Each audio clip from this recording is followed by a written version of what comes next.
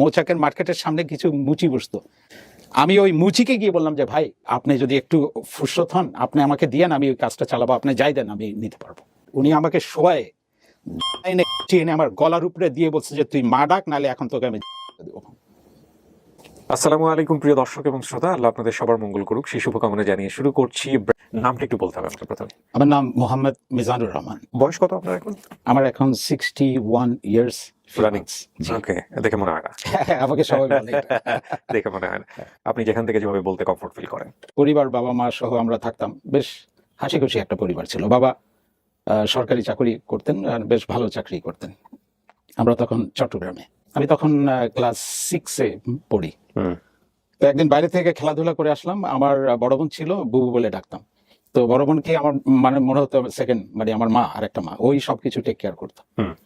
দেখি ও আমাদের ওটা গভর্নমেন্টের অ্যাপার্টমেন্ট ছিল, আমাদের 3টা বেডরুম আর লিভিং রুম, ওখানে মাঝখানের রুমে দেখি আমার বোন দেখি কাঁদছে বসে বসে। তখন বিকেলবেলা খেলে এসছি, মানে সন্ধ্যার আগে আগে।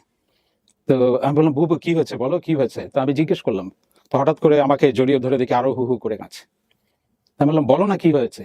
তো আমাকে বলে কি আব্বা আজকে রাত্রে আব্বা বিয়ে করতে যাচ্ছে। আমরা তো আশ্চর্য ব্যাপার, বড় ভাইকে দেখি, আমার বড় ভাই সে জানলা দিয়ে বাইরে তাকিয়েছিল রুমের ভিতরে। আমি তো বুঝলাম না কিছু, কি বিয়ে করতে যাচ্ছে, মানে তার আগের মুহূর্ত পর্যন্ত কোনো ইনফরমেশন নেই। মানে আমিও অবাক হচ্ছি, মানে হুট করে এরকম হওয়ার কথা। অ্যাবসলিউটলি। আপনার মার সঙ্গে কি সম্পর্ক কোনোভাবে খারাপ ছিল? আমার মা, আমরা কোনোদিন টের পাইনি। মাঝে মধ্যে এমনি মাকে দেখতাম হয়তো কাঁদতো, জিজ্ঞেস করলে কিছু বলতো না। আর আমি আর কতই বা বয়স তখন, আমার ক্লাস 6-এ পড়েন আপনি, 10-11 বছর বয়স। হ্যাঁ। তারপর আমার বাবা আমার বোনকে, অবশ্য বড় বোনকে কিছুটা সে মানে মানতো, আমরা যা দেখে এসেছি ছোটবেলায়, কোনো কথা হয়তো ফেলতো না। আর আমি আমার বাবার খুব ক্লোজ ছিলাম। সবার বড় ছিলেন উনি? উনি সবার বড়। কয় ভাই বোন ছিলেন আপনারা? আমরা 5 ভাই 2 বোন। আচ্ছা, তো আপনার মায়ের পেটের আমার মায়ের, জি। ওই অবস্থায় সে বিয়ে করতে যাচ্ছে? হ্যাঁ। ওকে। তারপর আমি বাবার সাথেই বেশিরভাগ সময় বাবাকেই সময় দিতাম। বাবা ইউনিফর্ম ইস্ত্রি করা থেকে ওই ছোটবেলাতেই আমাকেই ওই কাজগুলো করতে হতো। শু পলিশ থেকে শুরু করে বাবার ইউনিফর্ম গুলো ধোয়া, ওগুলো ইস্ত্রি করে। কি করতেন উনি সরকারি চাকরিতে? উনি কি পোস্টে? বাবা কাস্টমস এর সিনিয়র অফিসার ছিলেন। ওকে। তো সেদিন আশ্চর্য, মানে 2 ঘন্টার ভিতরে আমরা রেডি হলাম এবং সবাইকে রেডি করা হচ্ছে, রেডি করা তার বিয়েতে নিয়ে যাওয়ার জন্য। হ্যাঁ, মানে এটা একটা অদ্ভুত ঘটনা। তারপর মারাত্মক অনুশাসন ছিল ফ্যামিলিতে, নইলে এরকম ঘটনায় ছেলে মেয়ে তো রাজি হওয়ার কথা না। হ্যাঁ, মানে বাবাকে দেখে সবাই খুব ভয় পেতেন? হ্যাঁ অবশ্যই, বাবা কম কথা বলতেন আর চাকরিটাই ছিল ওরকম, মানে স্ট্রেসের মধ্যে থাকতো, আমি বুঝতে পারতাম। আর বাবার, আমি কেন বলছি আমি বাবার খুব ঘনিষ্ঠ ছিলাম, বাবা অফিস থেকে আসলেই আমি তেল লাগিয়ে দিতাম মাথায়, পিঠের উপরে লাফালাফি করতাম, বাবার সাথে খুব ওই টাইটা ছিল। কিন্তু আমি কোনোদিন টের পাইনি যে এরকম একটা ঘটনা ঘটতে যাচ্ছে। তো আমরা সবাই মিলে ওই দেবপাহাড় বলে একটা জায়গা ছিল, ওখানে বিয়ে হবে আর কি। আমার সৎ মায়ের যার সাথে বিয়ে হতে যাচ্ছে তার বোনের বাড়ি ওটা, ওখানে আর কি। আমরা ওখানে গেলাম, ওদিন বিয়ে হয়ে গেল। যেহেতু বাবার সাথেই আমি থাকতাম বেশিরভাগ সময়, তো রাত্রেবেলা দরজা বন্ধ বেডরুমের। তা আমি নক করছি, আব্বা আমি আসবো কিনা, আসবো। তো দেখি কোনো সারা শব্দ দেয় না। আবারও বললাম আব্বা আসবো কিনা। তা আব্বা দরজা খুলে বললেন না, যা তুই ভাইয়ের সাথে ঘুমা আজকে। ওকে, এখানে মা কোথায়? আপনার মা কোথায়? আমার মাকে চিটংয়ে পাঠিয়ে দিয়েছিল আগে। মানে তার বাবার বাড়িতে? হ্যাঁ, বাবার বাড়িতে। পরে চিন্তা করি আর কি, বের করি একবার আমার মা চট্টগ্রামে আমার মামার জুয়েলারির দোকান ছিল ওখানে খাতুনগঞ্জ। একবার আম্মা ওখানে আমাকে নিয়ে গিয়েছিল, গিয়ে ওরা কথা বলছে মামার সাথে, এবং দেখেছিলাম মাকে কাঁদতে। এটা আমি রিক্যাপ করি, বাট আমি কোনো এই ঘটনার সাথে কোনো কিছু মানে যে লিঙ্ক আছে কিনা আমি শিওর করে বলতে পারবো না। বাট আমি দেখেছি মাকে এই চট্টগ্রামে চলে যাওয়ার আগে, বাবার বাড়ি চলে যাওয়ার আগে আমাকে ওখানে নিয়ে গিয়েছিল। যাওয়ার পর ওখানে কান্নাকাটি করেছিল। এই চিন্তা ভাবনা শুরু হয়ে গেল যে এটা হচ্ছে কি, মানে যে জিনিসটা আপনি একবার অভ্যস্ত হয়ে যান সেটার যখন একটা ছন্দপতন হয়, তখন একটা সাইকোলজিক্যাল এফেক্ট তো হবেই। ডেফিনেটলি হবে। কয়েকদিন পর হঠাৎ করে দেখি আমাদের একটা হাউস টিউটর ছিল, আমাদের সব ভাই বোনকে পড়াতো, অনেক পুরনো, একেবারে ছোটবেলা থেকে, আমার মানে জন্ম হওয়ার পর থেকে হয়তো ওনাকে দেখেছি, বহু পুরনো টিচার। ওনাকে একদিন ওই আমার সৎমা ডেকে বললো আপনাকে আর কাল থেকে আসতে হবে না। তখন আমরা ভাই বোন মিলে অনেক চেষ্টা করেছি বোঝাতে, আমরা সিঁড়িতে পর্যন্ত দাঁড়িয়ে দাঁড়িয়ে কেঁদেছি, এবং ওই টিচার ছিলেন উনিও কেঁদেছে, কারণ এমন একটা সম্পর্ক হয়ে গেছিল আমাদের মধ্যে, ওন ফ্যামিলি, একটা মেম্বারের মতো। এই যে কমেন্ট করছে বা এই যে অর্ডারটা দিচ্ছে, এটা বিয়ে হওয়ার কয়দিন পরে? কারণ এগুলো অ্যাচিভ করতে একটু সময় লাগে। এটা হয়তো 2 কি 3 মাস পরে। ওকে। তারপর ওই টিচার চলে গেলেন, এটা আরেকটা সাইকোলজিক্যাল শক হলো। এখন বলে দিলেন উনি যে কারো টিচার রাখা যাবে না, তোমাদের লেখাপড়া তোমাদেরকেই করতে হবে সবাইকে, ভাই বোনদেরকে। তখন বাধ্য করা হয়েছিল ওনাকে মা ডাকার জন্য, কিন্তু কেন জানি আমার ওই বয়সে আমার মুখ থেকে এই শব্দটা উনি বের করতে পারেননি। এবং আমার বাবাকে কমপ্লেন করতেন যতবারই আসতো যে আজকেও সে কিন্তু আমাকে মা ডাকেনি। আমার ব্রেনে মনে হতো যে আমার মা জীবিত আছে, ওনাকে কেন আমি মা ডাকবো। এটা মোরালি কতটুকু সাপোর্ট হবে হবে না আমি এর রেজাল্ট বলছি না, আমি যেটা আমার মনের মধ্যে কাজ করেছে আমি সেটাই বলেছি। এবং আমাকে অনেক মারধর করা হয়েছে, এবং যেগুলা শুনলে যেগুলা দেখলে মানে নিষ্ঠুরতার পর্যায়ে পড়বে, বাট আমি কোনোদিন আমার বাবাকে প্রতিবাদ করিনি, চুপচাপ সহ্য করেছে যেহেতু আমার বাবা। একদিন শুধু আমার সৎমা আমাকে মারতে এসেছিল, আমি ওনার হাতটা ঠেকিয়ে বলেছিলাম আপনি আমাকে স্পর্শ করবেন না। ওই বয়সে কি করে এই কথা আমি বলেছিলাম আমি জানি না, এবং উনি আর কোনোদিন ট্রাই করেনি, হয়তো আমার চোখের দিকে তাকিয়ে করেনি। পড়তে জাস্ট বসতে যেতাম বই নিয়ে, হয়তো নিজে নিজে 5 মিনিটের মধ্যেই হয়তো বলতো এই দোকানে যাও। একবারে হয়তো আমি 4টা জিনিস আনতে পারি, 5টা জিনিস আনতে পারি, এভাবে বলবে না। আবার এসে বসলাম, ঠিক 10 মিনিট পর উনি বেডরুম থেকে বেরিয়ে আসতে বলতেন এই সুজি নিয়ে আসো, এনে দিলাম। আবার একটু পরে এই চিনি নিয়ে আসো। এইভাবে বিন্দু মাত্র পড়ালেখার বইতে, ওটা তো বই, অক্ষরগুলো তো আমার ব্রেনে ঢুকতে হবে, কনসেন্ট্রেট করতে পারিনি। বাজারে ওই বয়সে বাজারে পাঠাতো টার্গেট করে আমাকে। আমার এখনো মনে আছে, আমার গ্রোথ আপ হয়েছে পরে। আমি তখন ছোট ছিলাম, আমার ব্যাগটা আমার মনে হতো আমার বডি সাইজের চাইতে মানে আধা আড়ি হবে, কারণ তখনকার দিনে কোনো প্লাস্টিক ব্যাগ ছিল না। বাজারের ব্যাগ, বাজারের ওই ছালার ব্যাগগুলো সেলাই করে ওগুলো আবার বাজার থেকে আনলে ধুয়ে শুকাতে দিত। আমরা তো ফ্রিজের ভিতরে তখন, আর তখনও ফ্রিজ একটা নতুন জিনিস ওই সময়কার, তো ফ্রিজ খুলতে গেলে উনি বলতো যে আর কেউ ফ্রিজ ধরবে না, ফ্রিজ আমি খুলবো, আমি ধরবো। একদিন আমি অবাক হয়ে গেলাম, আমাকে আমার বোন, ইমিডিয়েট বড় বোন আরেকটা আছে, তো আমাকে চা বানিয়ে দিচ্ছিল, চিনি জাস্ট দিতে যাচ্ছিল, এসে হাত ধরে ফেলেছে, বলে কিভাবে চিনি ঢালছো। কিন্তু একটা জিনিস বলে রাখি, অপচয় কেউ পছন্দ করে না, এবং আমাদের ওই কষ্টটাও ছিল না, কোনোদিন দেখিনি যে খাবার দাবারের কোনো কষ্ট হবে। ওই অবস্থায় উনি চিনির ডিব্বা নিয়ে চলে গেলেন, এবং উনি চিনির ডিব্বা এরপর থেকে ওনার বেডরুমে রাখতেন। এগুলা কেউ না দেখলে বিশ্বাস করবে না। মা কোথায় তখন? আমার মা তখন চট্টগ্রামে, ওনার মানে উনি আর এখানে থাকেন না? না, উনি থাকেন। তো মার সাথে দেখা হয় না আপনাদের, যোগাযোগ হয় না তখনও পর্যন্ত না। আমরা ছুটিতে যেতাম নানার বাড়ি, বছরে যখন ঈদের ছুটি দিত তখন নানার বাড়ি, দাদার বাড়ি নানার বাড়ি 3-4 কিলোমিটার মধ্যে, তো তখন দেখতে যেতাম। কক্সবাজার যাওয়ার ঠিক মাঝামাঝি জায়গায়। মা কি ফিরে এসেছিল আপনাদের? না, মা ফিরে আসেনি। মানে কোনো সময় কি ডিভোর্স হয়ে না, কোনোদিন ডিভোর্স দেয়নি। আপনার মা কি পরবর্তীতে অন্য কোনো সংসার করেছেন? না, করেনি। এটা কি আপনার কাছে স্টিল মিস্ট্রি যে কেন এটা হলো? এটা আপনার কাছে অ্যানসার আছে কিন্তু আপনি বলতে চান না? না, আনসার আমার কাছে নেই, তবে মনে হয় আমার মানে কেউ ইনফ্লুয়েন্স করেছে আমার বাবাকে, মনে হয়। এতগুলো ভাই বোন যারা পরিণত বয়সের ছিলেন তারাও তো সামহাও মার সঙ্গে কানেক্টেড থাকতে পারতেন, মাকে কোম্পানি দিতে পারতেন, বা আমরা যেটা দেখি যে এরকম হচ্ছে সেক্ষেত্রে তো ছেলেমেয়েরা কেউ এমন হতে পারতো যে মার সঙ্গে সেটেল হয়ে গেল, মার কাছে চলে গেল, এরকম কি হয়েছে? না, হয়নি, বিকজ আমার নানার বাড়ি ওখানে, মামা খালা নানারা সবাই জয়েন্ট ফ্যামিলি, একসাথে। আচ্ছা আচ্ছা। নানার যেহেতু বিজনেস ছিল, এবং আমাদের ওদিককার নানার দিককার লোকদেরকে দেখতাম আমি ছোটবেলায় যতবার গিয়েছি, ওখানে কোনোদিন কেউ জোরেও কথা বলে না, অসম্ভব ভদ্র একটা গ্রাম, ছোট্ট গ্রাম। ম্যাক্সিমাম আপনার উপরে রাগ করে যদি বলে, আপনার দিকে তাকিয়ে বলবে কি বললে তুমি, এটা হচ্ছে ম্যাক্সিমাম।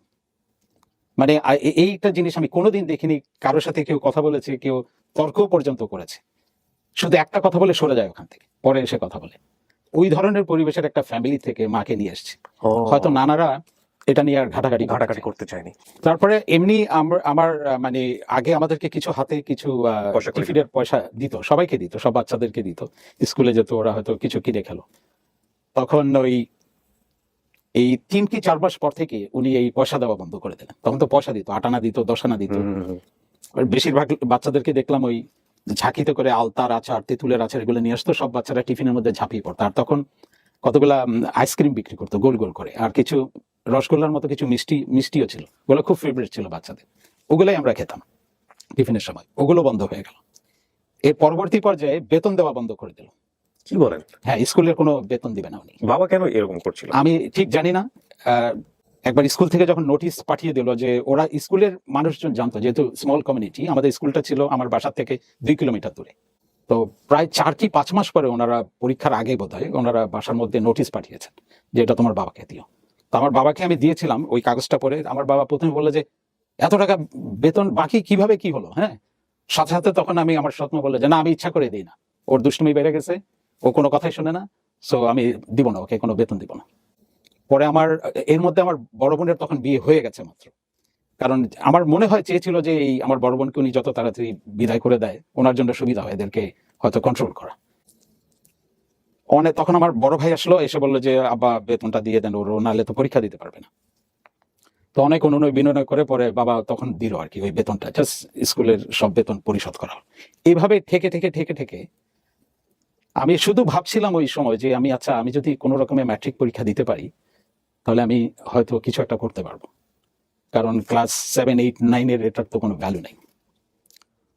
একদিন আমি যে স্টোরির একটা লাইন আপনাকে দিয়েছিলাম, এই লাইনটা ইজ ভেরি ইম্পর্টেন্ট আমার জীবনে। এটা মেইল করেছিলেন, হ্যাঁ হ্যাঁ, আমি জানি, আপনারা একটু শোনেন। জি, এটা আমার জীবনের হয়তো চিন্তা ভাবনা টার্নিং পয়েন্ট আর কি এটা। এর মধ্যে আরেকটা জিনিস বলে ফেলি, ওনার আত্মীয় স্বজন, ওনাদের ফ্রেন্ড কেউ যদি বাসায় আসতো, আমাদের বাসাটার পাশে সিঁড়ি উপরের দিকে, আমাদেরকে উপরে সিঁড়ির ওখানে চলে যেতে হতো যতক্ষণ ওনার ওই ফ্যামিলি কিংবা ওনার ফ্রেন্ডস কেউ যদি আসতো। We are not allowed, absolutely not allowed, out of sight. ওখানে আমরা থাকতাম, রাত হোক, 8টা হোক, 10টা হোক, আমরা ওখানে এখনো মনে আছে ভাই বোনরা বারান্দার ওই সাইড দিয়ে সিঁড়ি দিয়ে উঠে এরকম করে করে মাঠের দিকে তাকাতাম, দূরে আলো দেখতাম, একজন আরেকজনের সাথে এভাবে। This is unbearable. দেন ওনার এক বোন সম্পর্কিত উনি এসেছিলেন বাসায়, ওনারা আমাদেরকে দেখেনি, তো বলে যে তোমার ওই আগের ঘরের ওই ছেলে মেয়েদেরকে ডাকো না, কারণ ওরা তো নর্মাল মানুষ। বোধহয় উনি কনভিন্স করেছে, পরে আমাকে ডেকে নিয়ে গেল। তো ডেকে নিয়ে যাওয়ার পর ওখানে আমার ভাই বোনদেরকেও দেখালো, পরিচয় করালো, তারপর আমার দিকে তাকালো। আমার বাবা বসা ওখানে ডাইনিং টেবিলের কর্নারে, আমার সৎমা এখানে বসা, আর ওনার বোন সম্পর্কিত, she was very good lady. তো উনি তাকে বললো যে কোন ক্লাসে পড়ো, তখন এরকম বললাম। তখন কিন্তু আমি ক্লাস 9 থেকে 10 উঠবো। তখন আমি ওনাকে বললাম, কিন্তু মজার ব্যাপার হলো সাথে সাথে ওনার কথাটাই পিক আপ করে নিল আমার বাবা। এই প্রথম দেখলাম, বললো যা ওরা আর কি লেখাপড়া কি করবে, 2 দিন পর রিক্সা চালাবে। And I was absolutely completely lost. এখন হয়েছে কি, এরা আগের ঘটনার সাথে এটা জরুরি কথাটা বলার। আমার সৎমা যখন কমপ্লেন করছে যে ও পড়াশোনা করে না, এই করে না, সেই করে না, কিন্তু উনি কিন্তু স্টোরি বলছেন না যে আমার পড়াশোনার কোনো স্কোপ নেই। তখন আমার বাবা বলছিল তুই যদি ক্লাস 9 থেকে 10 ওঠার সময় তুই যদি 1 থেকে 10-এর মধ্যে থাকতে পারিস, তোকে আমি একটা সাইকেল কিনে দেবো।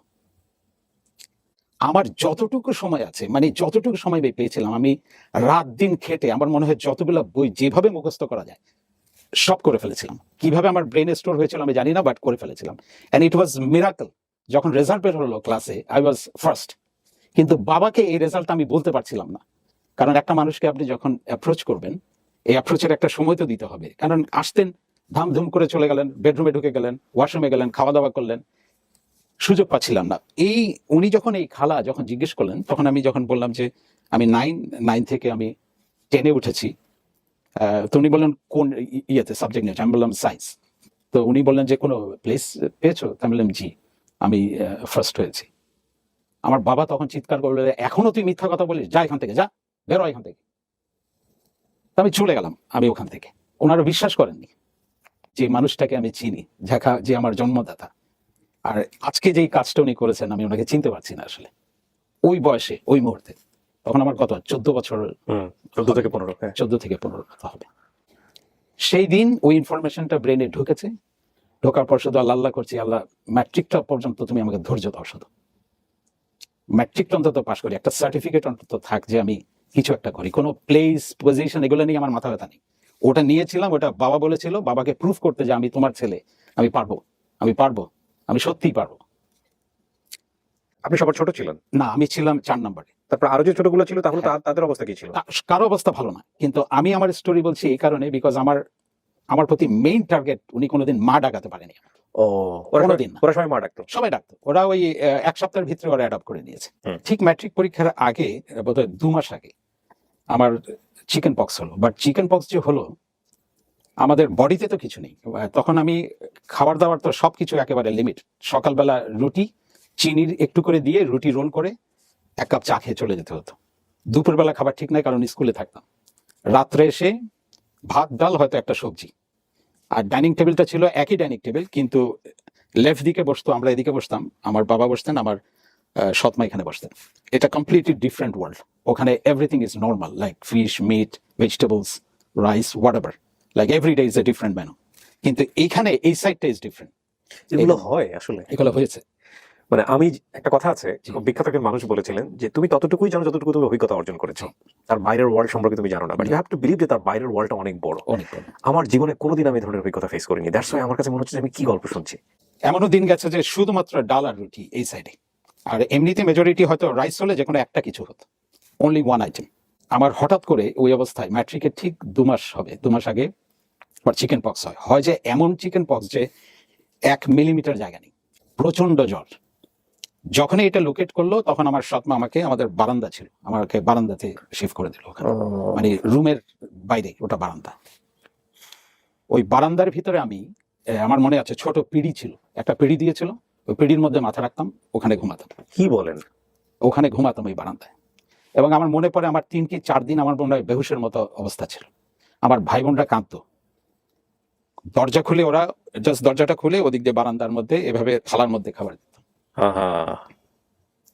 আমাকে একটা ট্যাবলেট কিনে দেওয়া হয়নি, কোনো ওষুধ না, কিচ্ছু না। জাস্ট বেসিক মিল যেটা বাসায় করছে আমাদের জন্য, ওটা জাস্ট দরজাটা খুলে ওদিকে বারান্দায় ঠেলে দিত, আবার টেনে নিয়ে চলে যেত।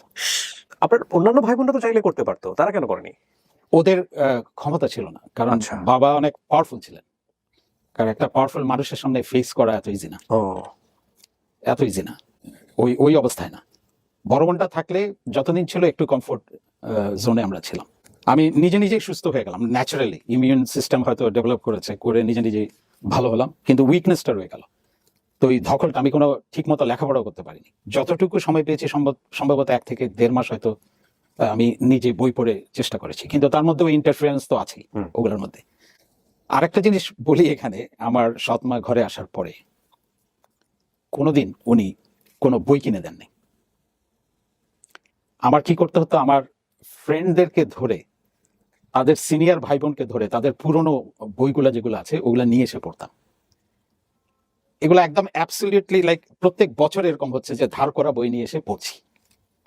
ম্যাট্রিক পরীক্ষা দিব, পরদিন হচ্ছে আমাদের ম্যাথসের পরীক্ষা, জিওমেট্রি ম্যাথসের পরীক্ষা। আমার কিন্তু কোনো বক্স নেই, এর আগে বলেছিলাম একবার, জ্যামিতি বক্স নাই আপনার? কিচ্ছু নাই, কিচ্ছু নাই। ওই যে আপনাকে তো সার্কেল রাখতে হবে, টান দিতে হবে, ফিজিক্সের অনেক কিছু আছে ওগুলা করতে হবে, নাই।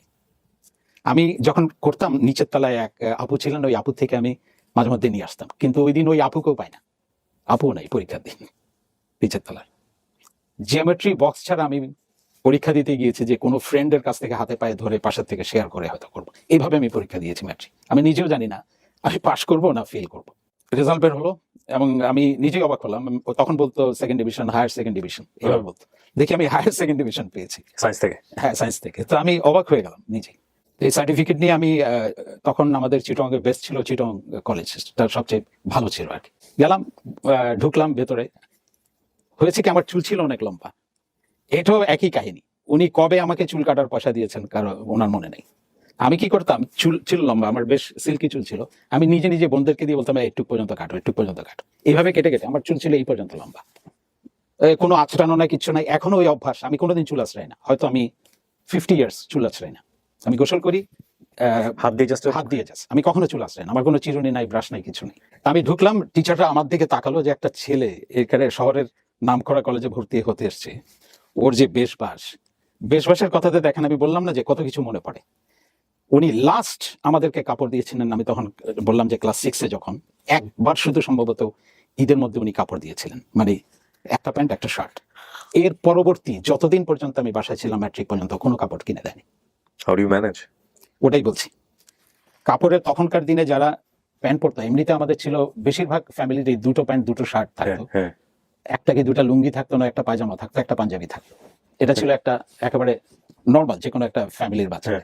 আমি করতাম কি, নিচে দিয়ে ওগুলো বাড়াতে বাড়াতে একদিন এমন সময় হয়েছে যেহেতু আমি লম্বা হচ্ছি আর ওটা ম্যাচ করছে না। আমাদের ওখানে টেলার ছিল, টেলারে নিয়ে যেতাম, ও অন্য যে কাটা কাপড় আছে ধরেন হোয়াইট কাপড়টা সেলাই করে দিয়ে ওটা আবার এক্সটেন্ড করতো, সাইডেও তাই করতো। এই পাশ দিয়ে, প্যান্টের পাশ দিয়ে আপনি এতটুকু বাড়াতে পারবেন, ওটা কিন্তু পুরোটা একটা পাট্টা ধরে, এবং প্যান্টের নিচে ওটাও একটা পট্টি দিয়ে করা, এক্সটেন্ডেড করা, শার্টও তাই। কেউ বিশ্বাস করবেন আমি জানি, বাট আমি যা বলছি সত্যি কথা বলছি। তা আমার এই বেশবাস দেখে বাট পরিষ্কার রাখতাম, হয়তো একটা ধুয়ে আমি রাখতাম, বসে থাকতাম, ওটা শুকালো, ওটা পড়তাম, ওটা নিয়ে এসেই রাত্রেবেলা স্কুল থেকে এসে হয়তো ধুয়ে দিতাম যদি ময়লা টলা হতো। এই বেশভাগ থেকে এই ছেলে এসছে এখানে ইন্টারভিউ দিতে, তো উনি ঢুকলেন, বসালেন, 3-4 জন টিচার ছিল চিটগাঁও কলেজে। তো আমাকে নাম জিজ্ঞেস করলো, আমি বললাম আপনি যেভাবে নাম জিজ্ঞেস করেছেন, বাবার নাম কি বললাম। তো প্রথমে টিচার আমাকে বললো যে তুমি এরকম চুল রেখে কলেজে আসতে চাও, উনি বললেন। আমি চুপ করে আছি, কি জবাব দেব। তখন আরেক টিচার জিজ্ঞেস করলো, ইংরেজিতে বলো আমি লম্বা চুল রাখিতে ভালোবাসি। তো আমি বললাম। তো পাশের আর সায়েন্সের টিচার বললো সালফিউরিক অ্যাসিডের ফর্মুলা কি, বললাম। আর ফিজিক্সের একজন বললো ইনার্শিয়া নিয়ে কথা বললো। আমি জবাব দিয়েছি, এই কটাই আমাকে প্রশ্ন করেছে, এখনো মনে আছে আমার। তো আমি বেরিয়ে এসেছি। তো যারা সিলেক্ট হয়েছে সবার নাম, হঠাৎ নিচে তাকিয়ে দেখি ওয়েটিং লিস্ট 4 জন, এখন মনে আছে। তার মধ্যে ওয়েটিং লিস্টে প্রথম আমার নাম রেখেছে।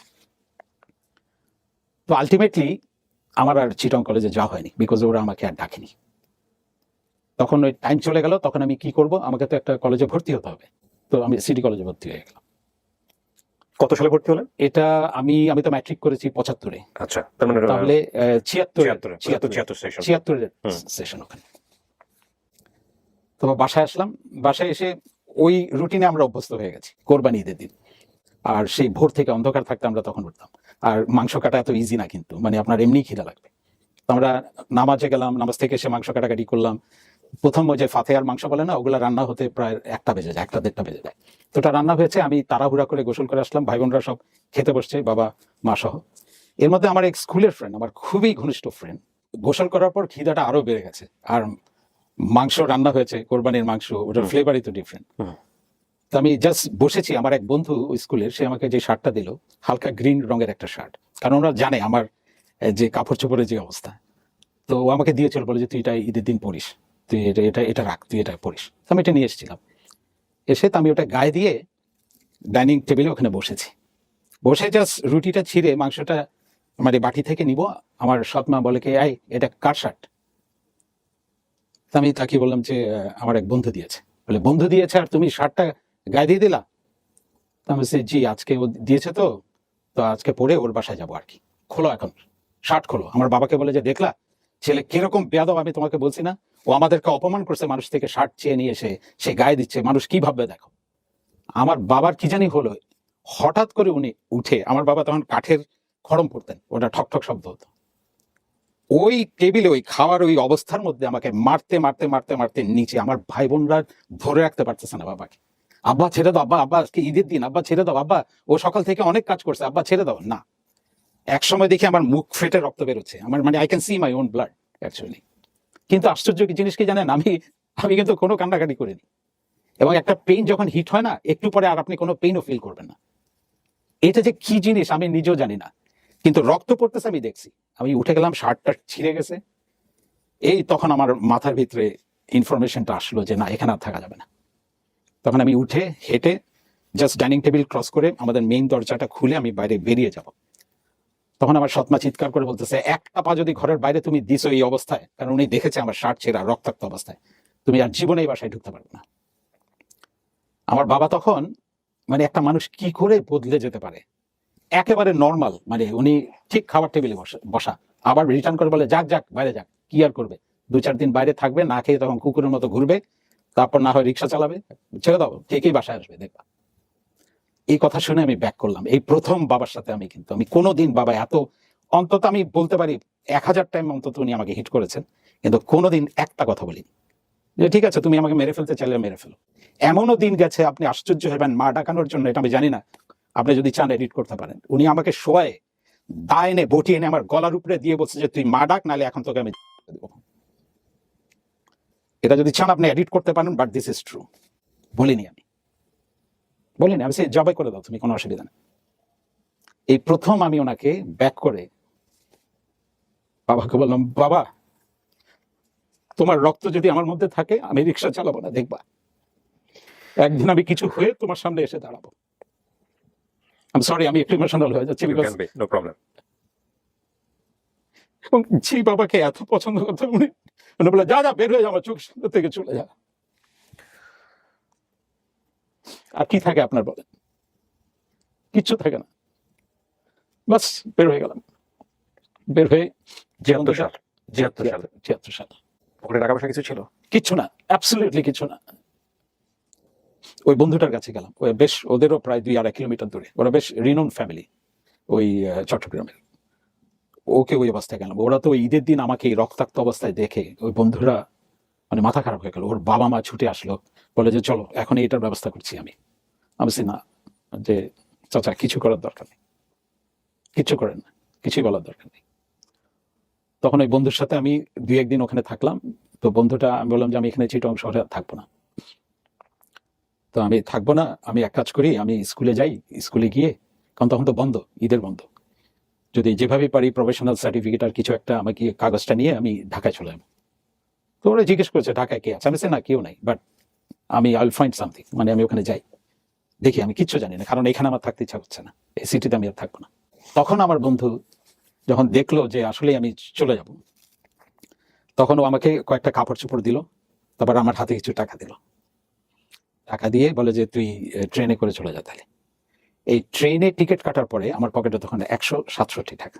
এই আপনার পুঁজি? জি, আর কিছু নেই। কোথায় যাবেন, কি করবেন কিছু জানেন না? না, ঢাকায় আসবো এটা জানি, আর কিছু জানি না।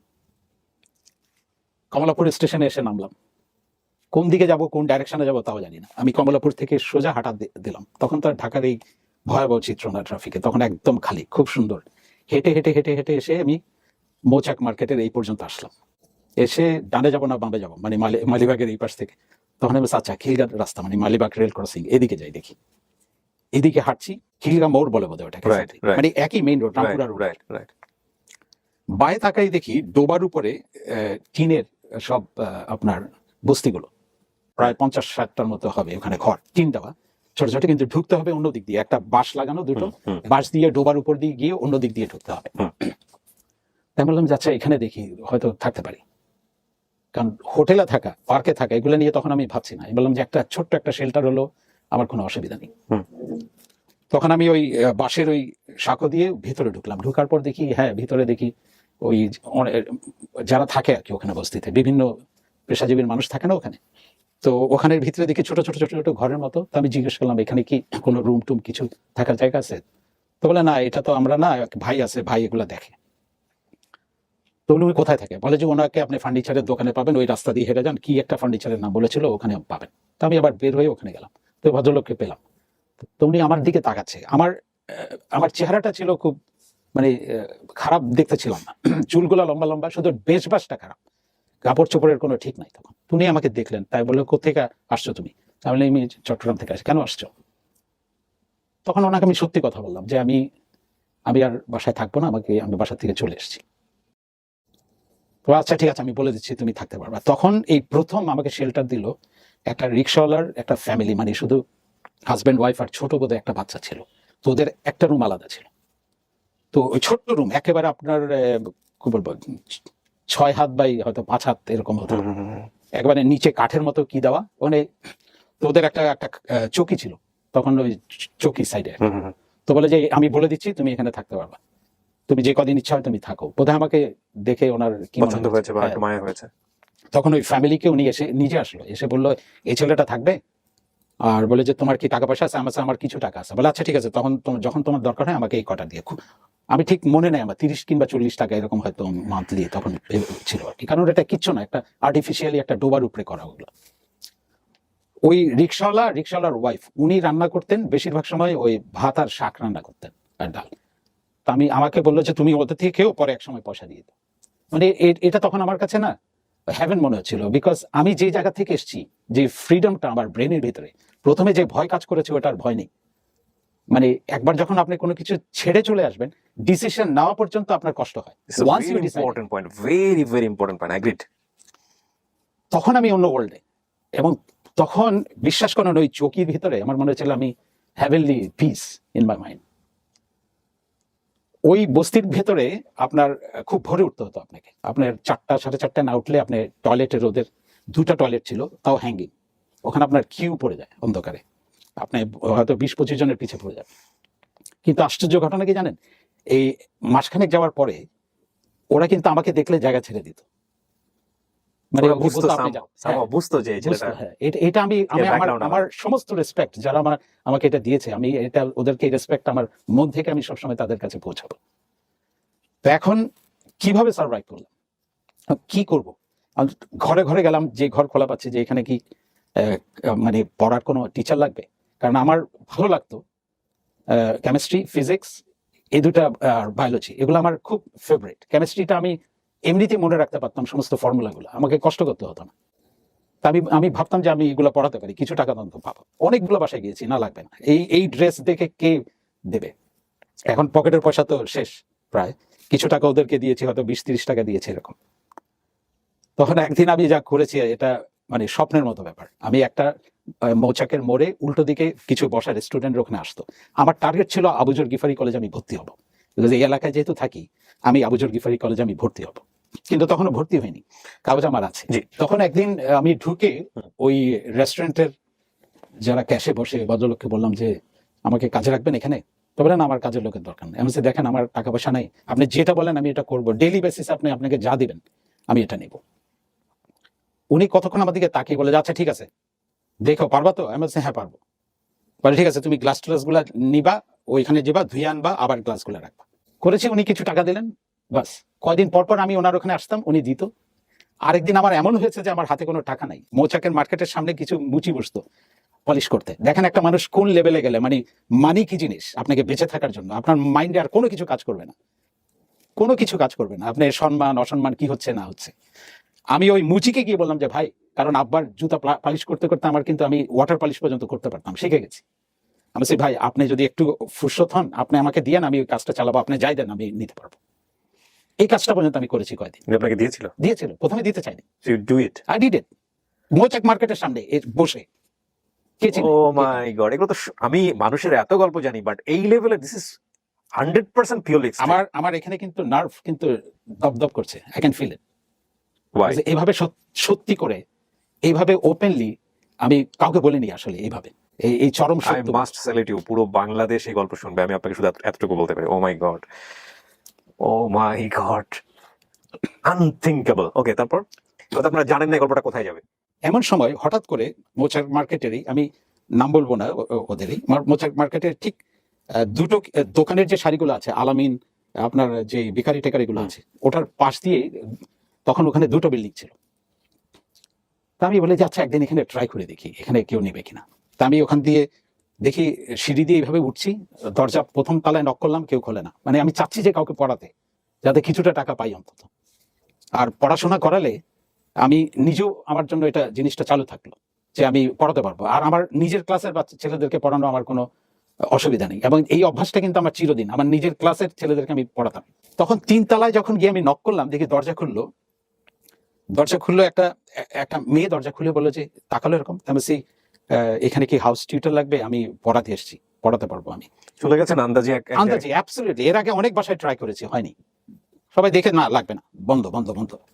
এটাতে খুলে তুমি এটা থাকলো, হঠাৎ করে ডাক দিল, বাবা। আমি বলছি কি ব্যাপার, কিছু বলবে নাকি? তো দেখি দাঁড়িয়েও এক ভদ্রলোক বের হয়ে আসলেন, গেঞ্জি পরা। জি বাবা, ওই ইয়ের লাগবে তো, কার যেন নাম বললো, বলে যে অন্য টিচার লাগবে, বলে যে উনি পড়াতে নাকি পারবেন। দেখেন আশ্চর্য, লাখ কিভাবে ফেভার করে। তাকালো আমার দিকে, তাকায় বললো যে তুমি পড়াতে পারবা? হ্যাঁ পারবা। কি পড়াবা? তাই বললাম যে আমি কেমিস্ট্রি, ফিজিক্স, বায়োলজি এগুলো পড়াতে পারবো, আর এমনি বাংলাতে এগুলো আমি দেখিয়ে দিতে পারবো, কোনো অসুবিধা নেই। কোথায় থাকো? তা বললাম আমি এই যে সামনে থাকি, রেল ক্রসিং এর ওপাশে।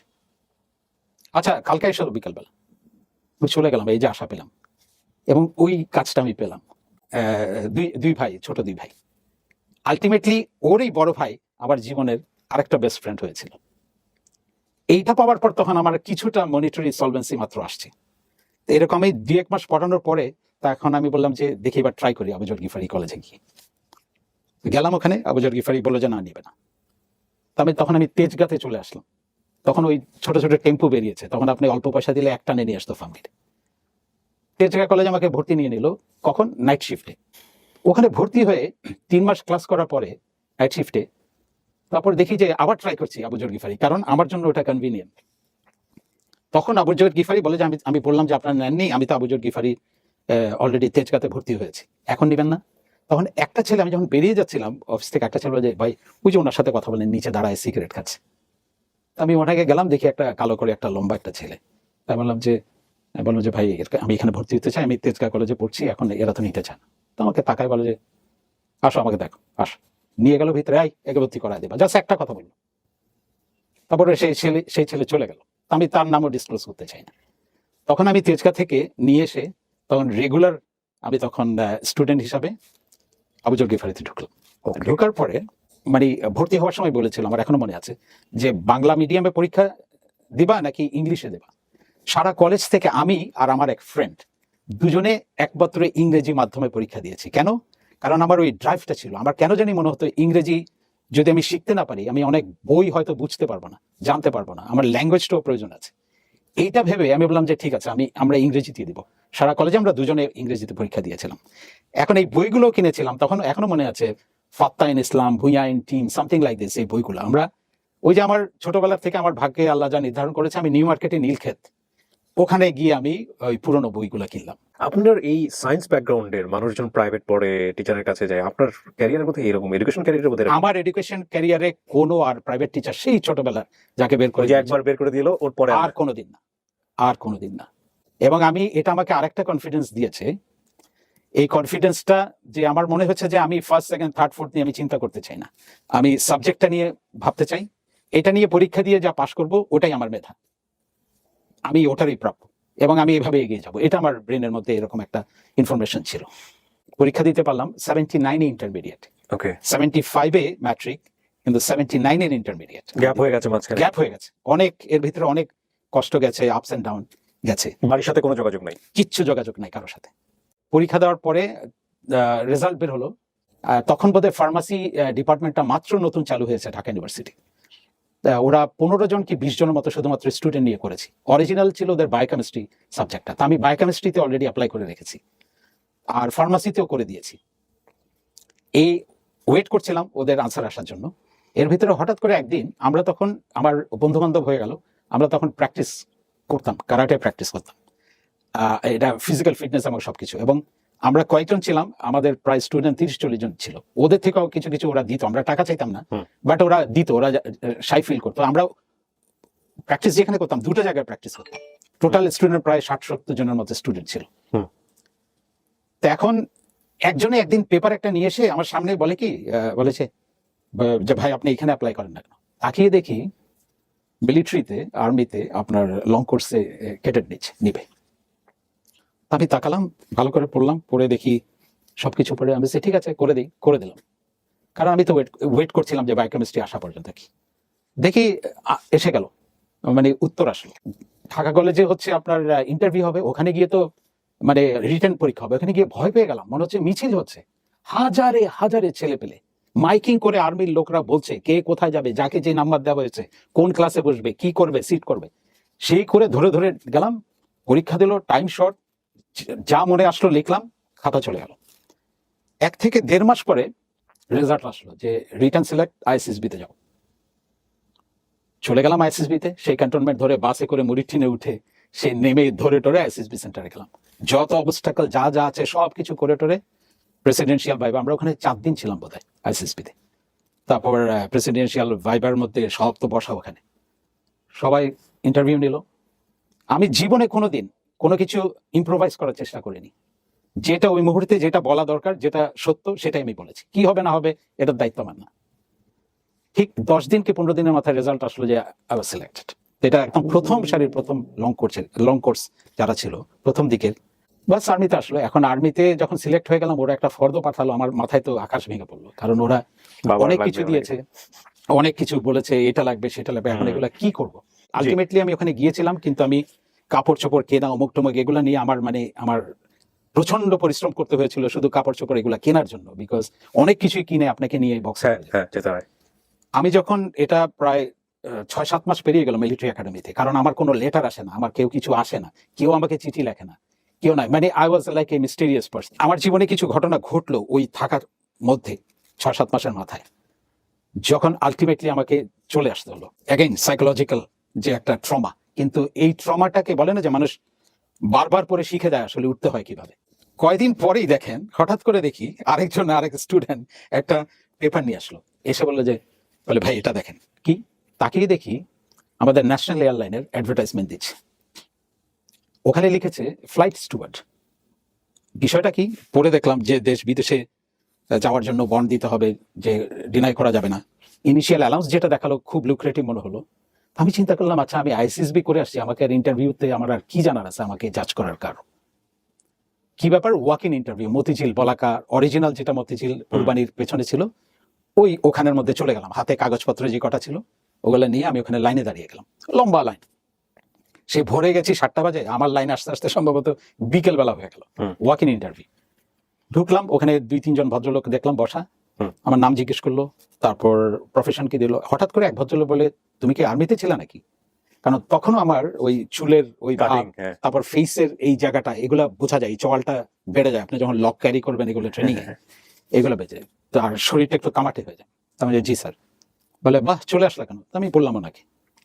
বলে তখন উনি আর দুজনের দিকে তাকে বলেছে, এই ছেলেটাকে আমার খুব পছন্দ, উনি বললেন আর কি, ডাইরেক্ট বলে ইন্টারভিউ বোর্ডে।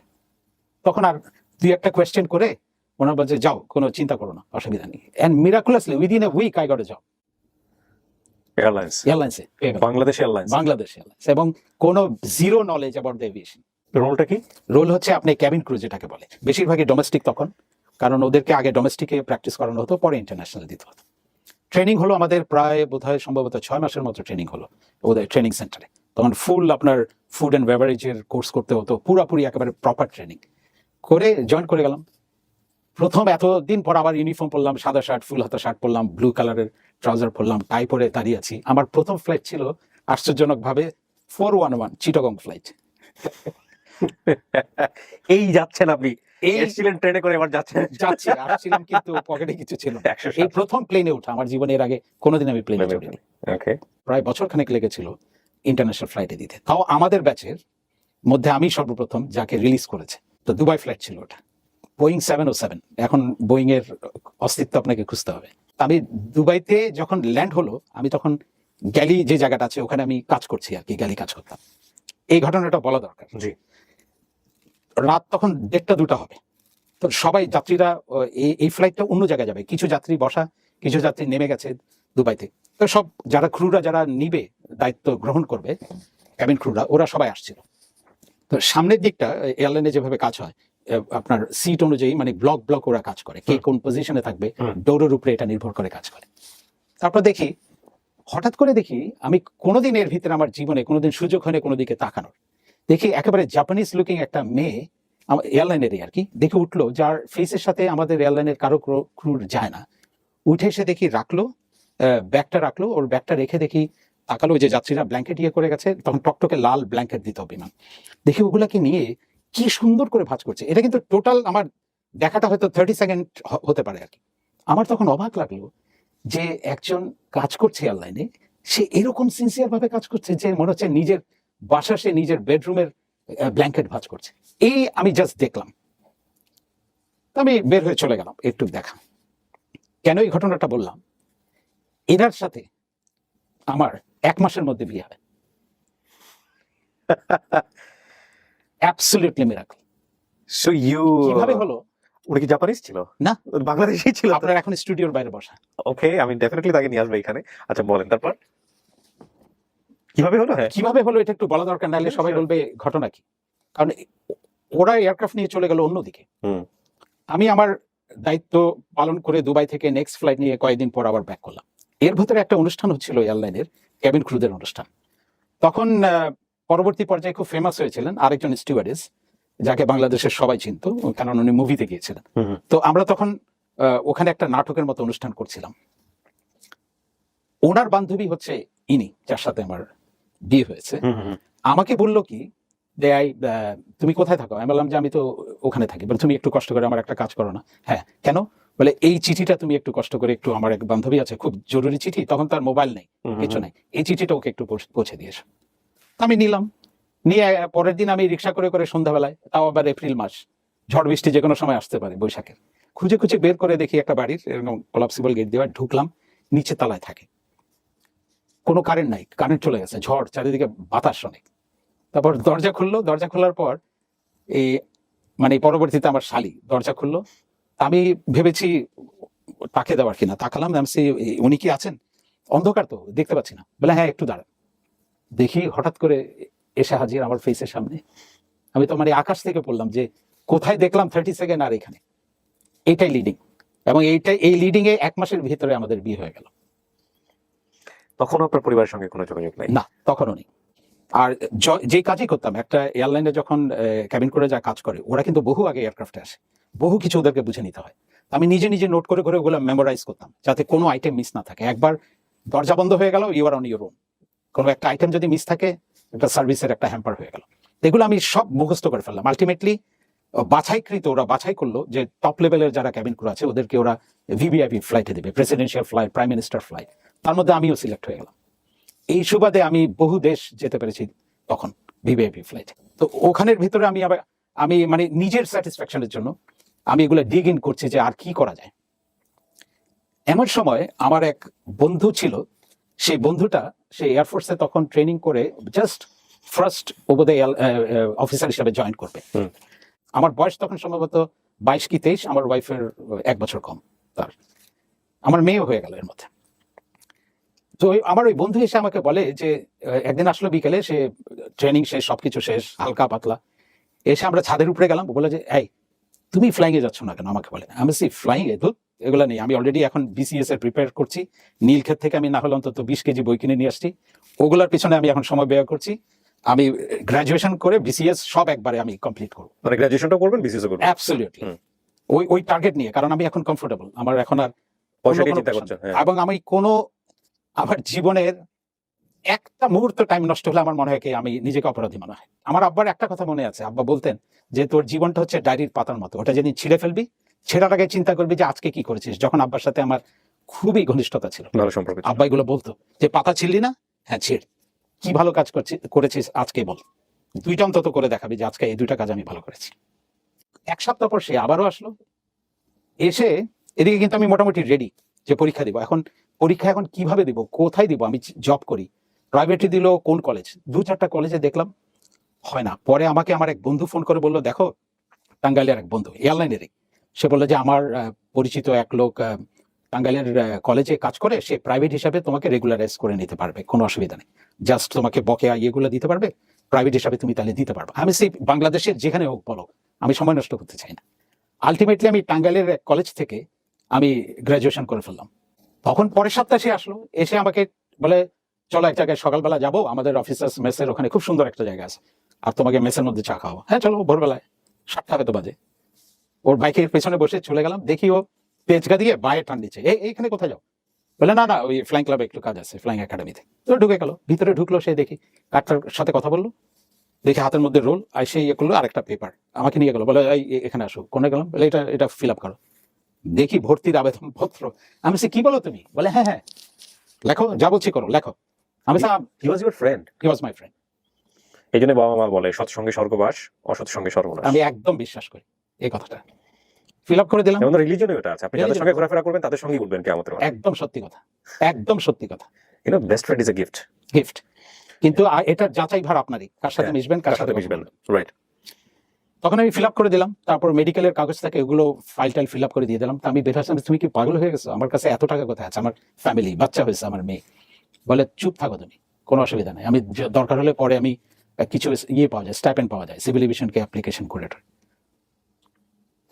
এর ভেতরে ঠিকই একদিন দেখি ও আমাকে নিয়ে গেল, আমাকে বলে কিছু ক্যাশ টাকা রেখো, অন্তত তখনকার সময় আর কি, তুমি 1020 টাকা কিছু রেখো। অনেক টাকা? হ্যাঁ তখন অনেক টাকা।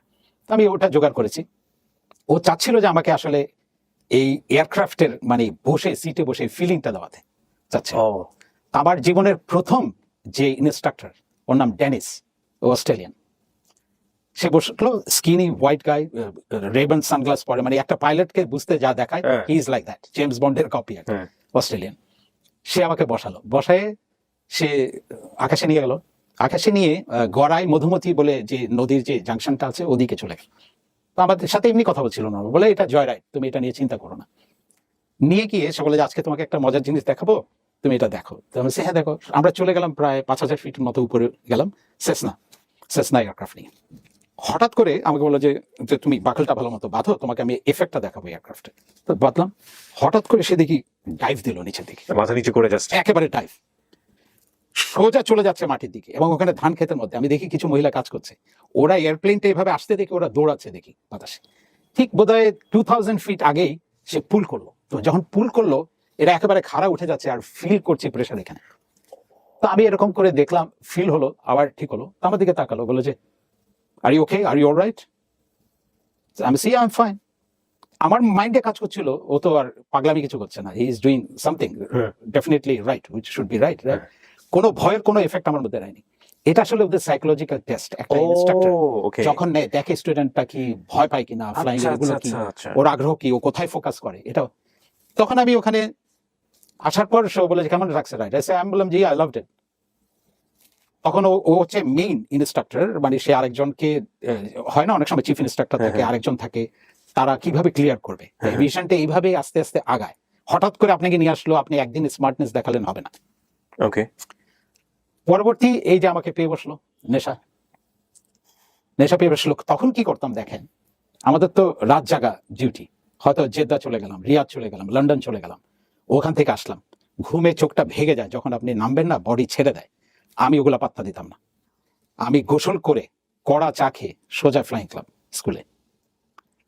আর সাথে সাথে আপনি ফ্লাইং পেতেন না, আপনার কিছু থিওরিটিক্যাল ক্লাস আছে, আপনাকে বসে থাকতে হতো, আপনাকে ড্র করতে হবে, ফ্লাইট প্ল্যান ক্রিয়েট করতে হবে, ট্রিম আছে, লোড আছে, বহু কিছু আছে। এই গ্রাউন্ড জিনিসটাই আপনার হয়তো 1.5-2 ঘন্টা লাগছে আপনি এগুলো প্রিপেয়ার করতে। ফাইন। আমি এখানে একটু জানি যে আমাদের সময় আমরা যতটুকু জানি যে একজন পাইলট হতে গেলে তার এডুকেশনাল যে ব্যাকগ্রাউন্ডটা লাগে সেটা ডেফিনেটলি আপনাদের সময় অনেক ফ্লেক্সিবল ছিল। কিছুটা ছিল, but physics, chemistry, math definite. এছাড়া ওটা তো আপনার ছিল, এসএসসি ওগুলো আমার ছিল। আর ফিজিক্স আমার ফেভারিট। ওকে হ্যাঁ, তো ম্যাথস তো খুব একটা ভালো করিনি, বাট ওকে 100%। ওকে। সো না ওরা এসএসসি ইন্টারটাই দেখে, মানে ভর্তি করার পরে। ইন্টারটা দেখে, ওকে ভর্তি যে রিকোয়ারমেন্ট আছে ওটা দেখে। ওকে পরে আমি লেগে গেলাম, আমাকে ও এক গাদা বই, আমার কোনো বই কিনতে হয়নি, ওই আমার ফ্রেন্ডটা আমার টেবিলের উপরে এক গাদা বই রেখে গেল। ওখানে এয়ারক্রাফট ইনস্ট্রুমেন্টের, তারপর ইলেকট্রিসিটি বলেন, ইঞ্জিনিয়ারিং যত ডিজাইন ফিচার আছে, যত কিছু মেকানিক্যাল, ইলেকট্রিক্যাল সব মিলায়। মেট্রোলজি হচ্ছে one of the vast subject, মানে যেটা মানে আপনি পড়েও শেষ করতে পারবেন না, মানে গাদায় গাদায় বই। যখন জিজ্ঞেস করে যে ওই বই পড়ছে, এইভাবে করে না, কত কেজি বই পড়ছে, এইভাবে করে। সত্যি বলছি, ওই বাইরের থেকে দেখলে মনে হয় যে চাকচিক্য, বহু ছেলে ভর্তি হয়েছে, কিন্তু প্রেশারটা যখন আসে তখন চলে যায়, আর পারে না, নিতে পারে না। ট্রু। কিন্তু আমি লেগেছি আদা জল খেয়ে। যেভাবে হোক আমাকে এখানে একটা রেজাল্ট বের করতে হবে। যখন ঢুকেছি হ্যাঁ। আমি চাইছি যে যত কম সময়ে এটা করা যায়, এবং আমাদের বোধ সব মিলে 13-14টার মতো কোর্সেস ছিল, যেখানে ড্রয়িং, ফিজিক্স, ম্যাথস সবকিছু ইনভলভ। এটা আমি সম্ভবত একটা রেকর্ড করেছি, আমি এক্স্যাক্টলি 1 বছরের মাথায় কমার্শিয়াল পাইলট লাইসেন্স নিয়েছি। এক্স্যাক্টলি 1 বছর আমার লাইসেন্সে আছে, ভর্তি এবং স্ট্যাম্প। কোথাকার গল্প কোথায় গিয়ে দাঁড়িয়েছে। আমার বহু সিনিয়র তখনও আওয়ার্স করছে, তখনও হয়তো সাবজেক্ট ক্লিয়ার করেনি, তখনও হয়তো কিছু বাকি আছে পরীক্ষার, কারণ অনেক কিছু ইনভলভ। এটা এভিয়েশন লর সাথে অনেক কিছু ইনভলভ। আপনি আজকে ফ্লাই করলেন, বসে থাকলেন হবে না, আপনার এটা অলওয়েজ কারেন্সি রাখতে হয়। এবং ভাগ্যটা দেখেন কিভাবে, মানে আপনাকে ভাগ্যটা আল্লাহ গফুর রহিমের আপনার থাকতেই হবে আপনার দিকে দৃষ্টি, তা নাহলে হয় না। প্রায় 5-7 বছর সম্ভবত কোনো রিক্রুট হয়নি ন্যাশনাল এয়ারলাইনে, বিমানে। কিন্তু আমি যখন সিপিআর পেলাম তখনই অ্যাডভার্টাইজমেন্টটা আসলো। আমার আগে বহু সিনিয়র পাইলট আছে, অভিজ্ঞ পাইলট আছে, যারা বিভিন্ন জায়গায় হয়তো জবও করছে, সবাই মিলে অ্যাপ্লিকেশন দিয়ে দিল। Another race. সবকিছু মিলে একদিন ঘোষণা আসলো, পরীক্ষা হবে বিমান ভবনেই, কিন্তু যারা একবার ঢুকবে সকালবেলা, এরা ইন্টারভিউ না দেওয়া পর্যন্ত বেরোতে পারবে না। বেরোবে এমন দিক দিয়ে কারোর সাথে কথা বলা যাবে না, এবং রেজাল্ট লাস্ট মোমেন্টে যে বের হবে তার 1 ঘন্টার মধ্যে রেজাল্ট টানিয়ে দেওয়া হবে।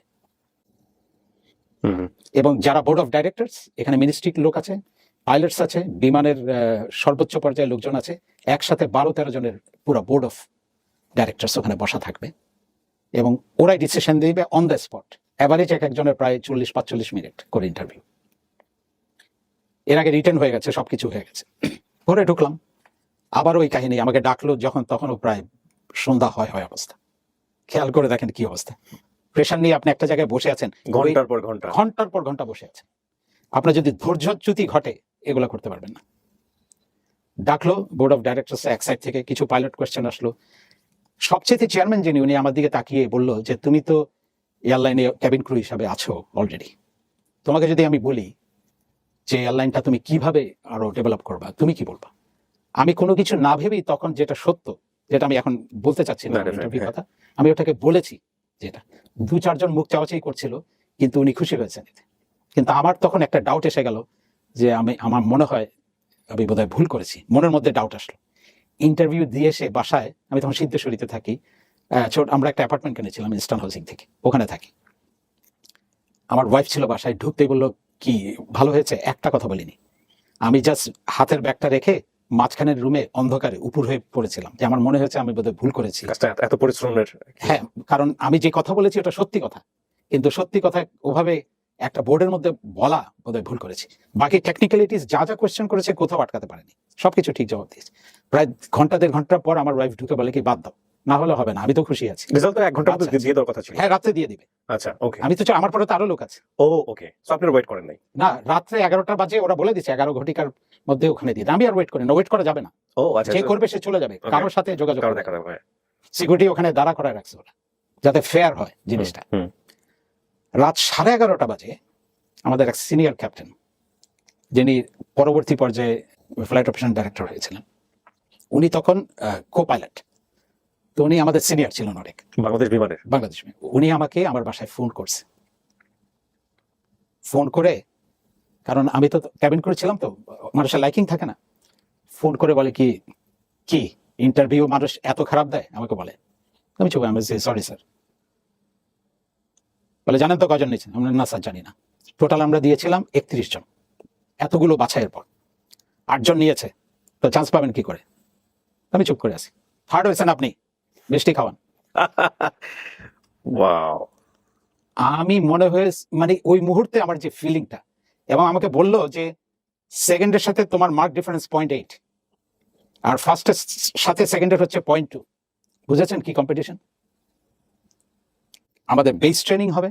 বেস ট্রেনিং কয়দিন লাগে আপনি জানেন না? বেস ট্রেনিং এর পর ইনিশিয়াল চেক হবে, ইনিশিয়াল চেকের পর ওই ইনস্ট্রাক্টর যদি লেখে final check, he is ready, তখন ফাইনাল চেক হবে, ওই দিন থেকে আপনার বেতন শুরু।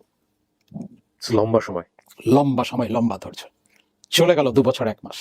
আলটিমেটলি এই অবস্টাকল শেষ করে একদিন বসলাম, সত্যি সত্যি ডান দিকে বসলাম, copilot, first officer. Another joy of my life, the day of joy of my life. Oh. Regular every 6 মান্থে বহু পরীক্ষা থাকে, সিমুলেটর থাকে, এগুলা সবকিছু করে দেন আপনার রিনিউ হচ্ছে প্রতি 6 মাসে 6 মাসে। এটা হচ্ছে Oh. 100 মিটার স্প্রিন্টের মতো। সো আপনার এগুলো কি আপনাদের ওই যেটা পারফরম্যান্স অ্যাপ্রাইজালে কি ক্রেডিট যুক্ত হয়? না, সবকিছু আমাদের সিস্টেম আছে, এগুলো লকে আচ্ছা। ফলো করে, আমাদের বই থাকে এগুলো। Okay. সিভিল এভিয়েশন আলটিমেটলি আপনার লাইসেন্সটাকে রিনিউ করে।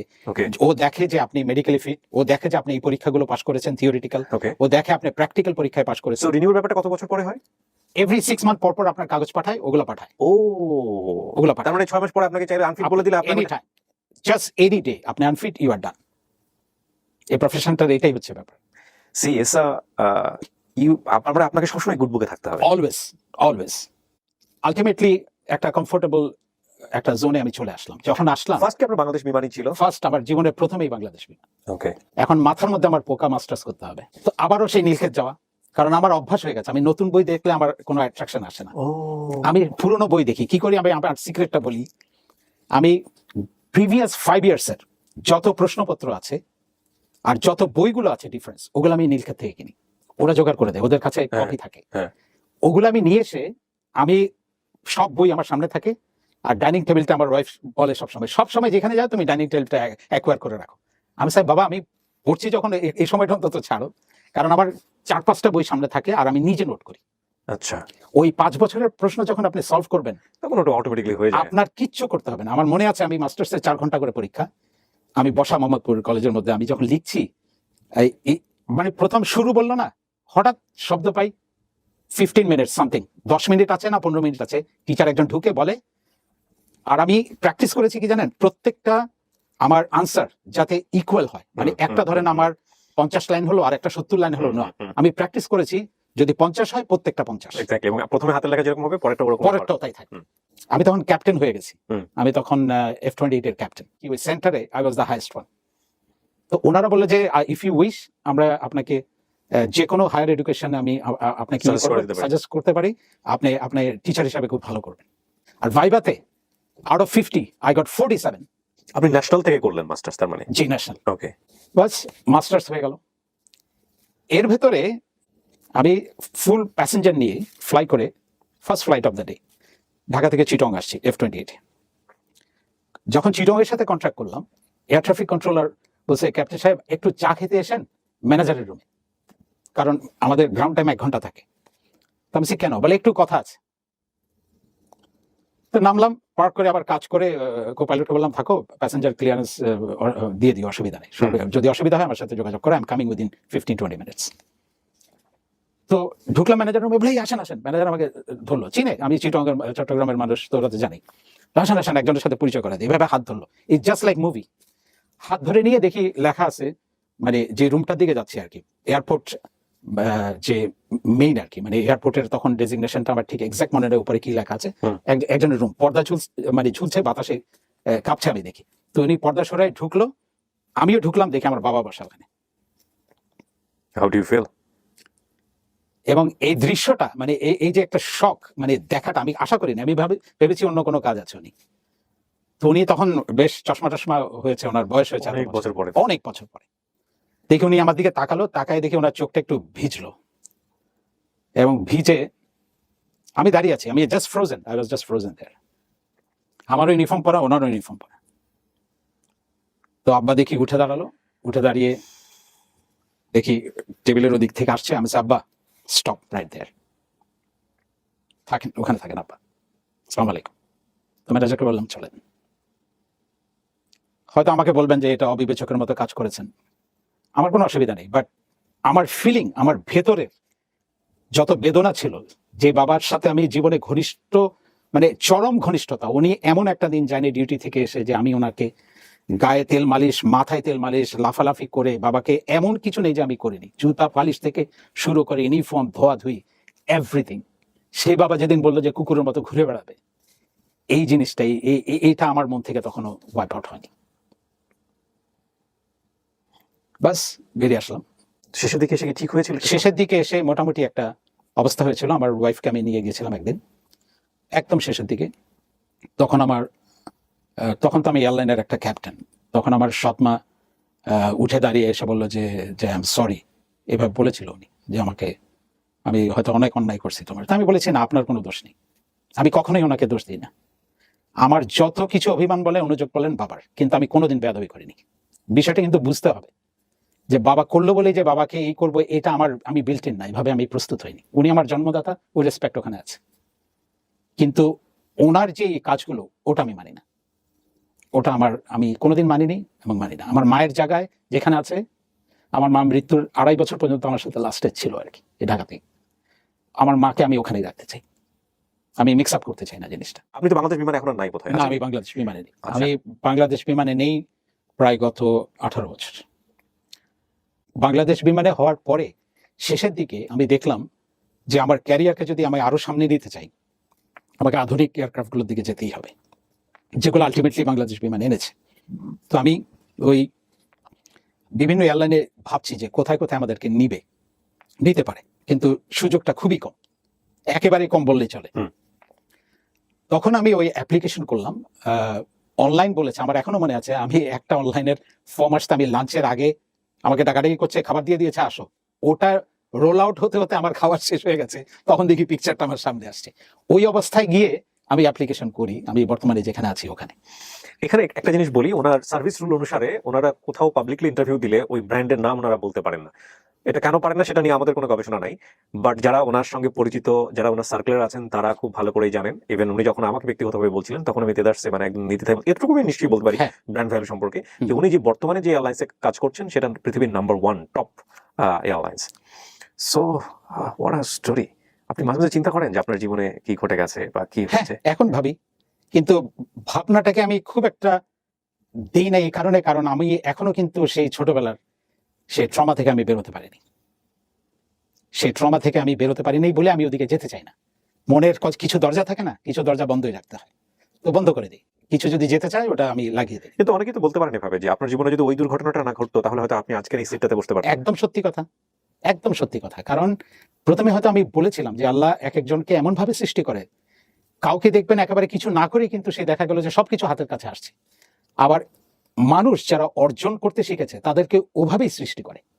যেমন আমি আমার ছেলে মেয়েদেরকে মাঝে মধ্যে বলি, যে ভালো সে সবসময় ভালো, তাকে খারাপ করা যায় না। যে খারাপ, তাকে হাজার চেষ্টা করে ভালো করা যায় না। খুব চমৎকার একটা কথা। এই জায়গাটা থেকে আমরা এবার আমাদের আপনার সহধর্মিণী, সে এতক্ষণ বাইরে বসে আছে, ঘন্টার পর ঘন্টা আমরা গল্প করেছি, সেটা খুব প্রেসাইজলি আপনারা দেখতে পাবেন। আমি তাকে একটু নিয়ে আসতে চাই Sure. স্টুডিওতে। আমি প্রথমে আপনার পরিচয়টা একটু নিই, আপনার নামটা একটু বলতে হবে। আমি সাবরিনা।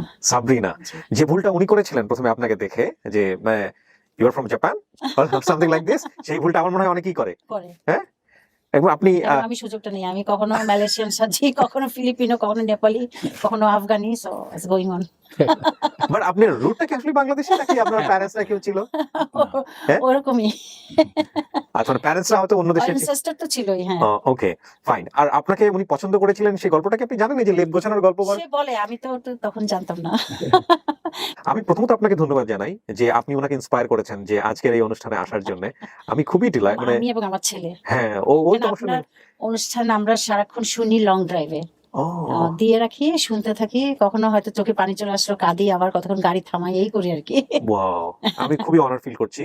সো আপনি কতদিন, মানে কত সময় ধরে আপনি ফ্লাই করছেন, যদি আমি টাইমটা জানতে চাই অ্যাজ এ পাইলট হিসেবে? আমাদের আওয়ারলি থাকে, হুম। আমাদের ডেজ অফ থাকে, এটা কোম্পানি টু কোম্পানি ভ্যারি করে। হুম। যেমন আমি যে কোম্পানিতে আছি এটা 8 দিন বলে ওরা আমাকে ডেজ অফ দিবে, হুম। কিন্তু বাকিটা সময় যে কোনো সময় ওরা আমাকে ইউটিলাইজ করবে। হুম। তো যাদের ধারণা নেই যে আওয়ারলি ফ্লাইং কি, অ্যাভারেজ এয়ারলাইন গুলোতে 75 ম্যাক্সিমাম 80 আওয়ার্স হুম। যারা ফ্লাই করে থাকে, কিন্তু আমাদের যে ডিজাইন, আমরা ইস্ট ওয়েস্ট নর্থ সাউথ, যেমন আমি বলতে পারি নর্থ পোল থেকে শুরু করে সাউথ পোলে যেতে পারিনি, হুম। আমি Pacific, Atlantic, south Africa, Japan, Australia, New Zealand, এগুলো যত কিছু আছে, ওদিকে ইউএস এর মোটামুটি যতগুলো রাষ্ট্র আছে সবখানে, মাঝে মধ্যে এমনও হয় 14 দিন ধরে আমি ইউএসএ ফ্লাই করছি। যে এগুলো ওরা হিসাব করে, এগুলো control by the robot like a computer. Okay. ওরা আপনাকে ইলিগেলি কোনো কিছু, কত ঘন্টা হলো আপনার সার্ভিস বুকে? আমার সার্ভিস বুকে প্রায় 20,000 ঘন্টা, এবং these are my my my effort. কখনো টেকনিক্যাল কোনো ডিফিকাল্টিজের মধ্যে পড়েছিলেন? বহু হয়েছে এভিয়েশনে, বহুবার হয়েছে, বাট আল্লাহর অশেষ রহমত। কারণ আমি যখন উপরে উঠি, আমি বিশ্বাস করি একজন সৃষ্টিকর্তা আছেন, যিনি আলটিমেট, উনি জাজ। কারণ একটা সার্জন যেমন অপারেট করে, আমাদেরকে যখন ট্রেনিং দেয়, ওরা বলে যে by mistake a doctor can kill a person, by mistake you can kill many. তো যার দরুন কোনো এখানে মারছি না, নিজের আপন ছেলেকে পর্যন্ত চেকে এখানে ক্ষমা করা হয় না, কারণ এটা লাইফ অ্যান্ড ডেথের ব্যাপার। It's a serious business. কিভাবে মূল্যায়ন করবেন অ্যাজ এ হাজব্যান্ড হিসেবে, as a life partner? How is he? এক কথাই বলি, এক কথায় না, বলতে গেলে তো অনেক কথা আসে। এই মাসে, লাস্ট মান্থ বলছি কেন, এপ্রিলের 9 আমরা 40 বছর পার করেছি আমাদের। একসঙ্গে থাকা? জি, ইয়েস, ইয়েস, 80s এ তো পরিচয় হলো, তারপরে Yes. Oh my 40 God. years of our 40 marriage, years. so it's going on. Hands up Yeah, to you no, guys. আমি বলবো না, I cannot say smooth, but alhamdulillah. 40 বছর একসঙ্গে মানুষ স্টে করে, ও মাই গড। আলহামদুলিল্লাহ, আলহামদুলিল্লাহ। Yeah, 40 years. And I believe in one relationship is good enough for one life. Absolutely. It's one life to go. আমি খুবই সম্মানিত যে আপনাদের দুজন মতো মানুষ আজকে আমার এই ছোট্ট গরিবখানে এসছে, এবং আমি খুবই delightful. We are blessed. We are feeling Alhamdulillah. blessed যে আসছি, কারণ কি একটা প্রিয় একটা অনুষ্ঠানে আসতে পারা, এটার ইয়েও কম না। আমার খুব ভালো লাগছে, এবং আমি অনেকদিন পর একটা ব্র্যান্ডিং বাংলাদেশ করলাম, যেটা আসলেই মনে হচ্ছে যে yes, this guy is branding Bangladesh. Okay, thank you so much. অনেক ভালো থাকবেন আপনারা, আপনাদের জন্য অনেক আপনিও শুভকামনা। ভালো আপনি থাকেন, ভালো আপনার থাকুন। অনুষ্ঠানও ভালো থাকুক, চলতে জি, থাকুক। জি, সবাই ভালো শুভকামনা। আলহামদুলিল্লাহ। দর্শক, আমরা শেষ করছি আজকের মতো ব্র্যান্ডিং বাংলাদেশ। এই গল্পটা শুধু আপনি দেখবেন না, এই গল্পটা আপনি অন্তত আরো 10 জনকে দেখাবেন, কিন্তু পুণ্যের কাজ হবে। অনেক ভালো থাকুন, আজকের মতো এই পর্যন্তই। আসসালামু আলাইকুম।